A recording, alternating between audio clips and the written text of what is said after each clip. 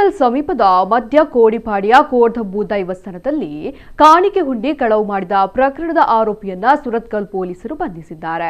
ಉಡುಪಿ ಜಿಲ್ಲೆ ಕುಕ್ಕಿಹಳ್ಳಿ ಗ್ರಾಮದ 40 ವರ್ಷದ ಬೆಲ್ಲಪಳ್ಳಿ ಸುಕೇಶ್ ನಾಯ್ಕ ಬಂಧಿತ ಆರೋಪಿಯಾಗಿದ್ದಾನೆ.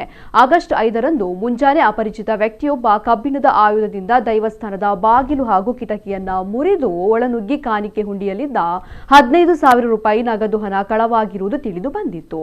ಈ ಬಗ್ಗೆ ಸುರತ್ಕಲ್ ಪೊಲೀಸ್ ಠಾಣೆಯಲ್ಲಿ ಪ್ರಕರಣ ದಾಖಲಾಗಿತ್ತು.